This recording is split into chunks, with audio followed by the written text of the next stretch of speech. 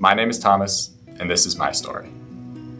What I'm going to do is introduce myself in a few different ways because I always think first impressions are really interesting. Hi, I'm Thomas Fry, and I'm a senior at Palm Ridge High School. I also run varsity track and cross country. Okay, cool. How about this? I'm Thomas Fry, and 2 years ago, I conducted an independent research project on teenage mental health, and have since helped the school and district develop ways to make schools more responsive to teenage mental health crisis. Okay, great. How about this? I'm Thomas Fry, and I have an anxiety disorder. 2 of these ways of introducing myself I'm proud of. 1 I'm not so much.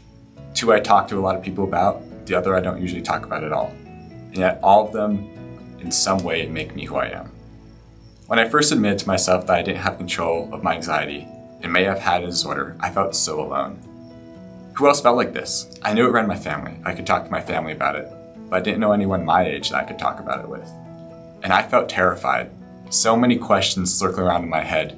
What is this? What's happening to me? Why do I get butterflies in my stomach every time I walk into a classroom? Why do I feel like I'm about to throw up because I'm so nervous before a track meet? Why do I have these panic attacks?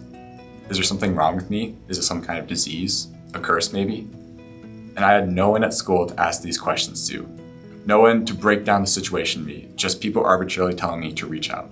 But to who? I didn't know who my counselor was and when.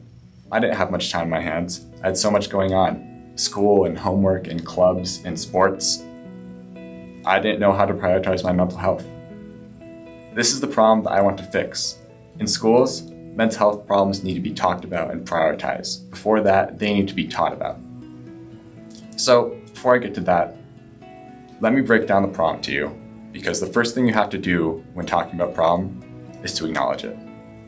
1 in 5 high school students meet the criteria for an anxiety disorder. About 8% have depression. So in a class of about 30 students, like I have sometimes, you can bet that about 6 of those students will have an anxiety disorder and 2 to 3 will have depression. It's a lot.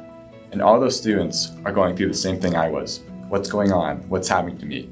Is there something wrong with me? So real quick, let me break down to you what exactly anxiety disorder is.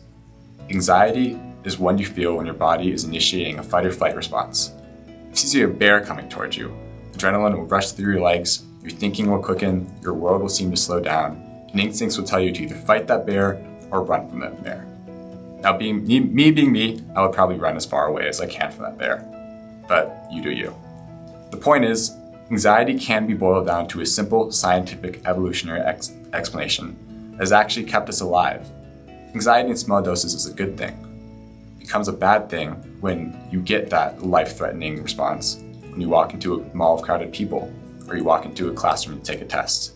If you're walking into a classroom to take a test and you feel like your life is threatened by an instinctual response, then it becomes a problem. But see, that's pretty simple, right? And it makes it much more approachable. Not just weird cloud that can be villainized, but something concrete that can be taught about and approached. But see, I was never taught that in school. This is something I had to look up on my own, and that made me feel a little bit better. So what would happen if we actually taught about this in school? If we took 10, 15, 20 minutes out of a class every week to teach about this? One lesson could be about anxiety. Another could be about depression. Another could be about how to reach out. Imagine the impact that would have on the students that experience this. And what about the other 4 out of 5 students that don't? It would give them so much more empathy and so much more understanding for their friends that may experience this. And then, while these students are being taught about this in class, they also have a chance to meet their counselors. Not just for scheduling and logistic purposes, but learn how they can help emotionally.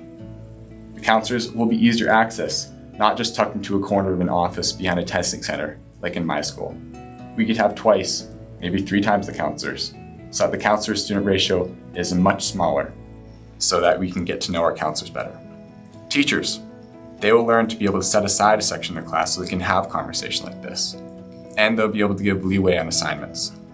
Because they know that if a student comes to them saying they're overwhelmed or busy or just too stressed, they will be able to know that learning how to prioritize mental health and how these coping mechanisms are much more valuable in real life than that geometry assignment.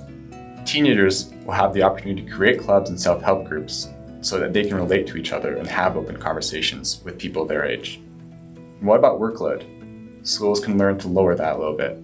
Now, I know the rhetoric to this. Schools are supposed to prepare you for real life, and that means you have to learn time management. And sometimes when you're working a job, you have to prioritize your work over your mental health. Having talked to people that work in jobs, that's sometimes what they say.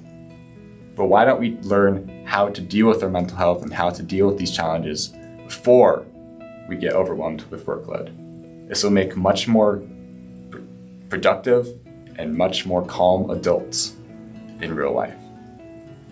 Education about mental health has always been reserved for private therapy, but schools have an opportunity and a duty to make it universal now. In my study, these are some of the solutions that we came up with to try and combat the mental health crisis. This is the vision I have for the future of schools.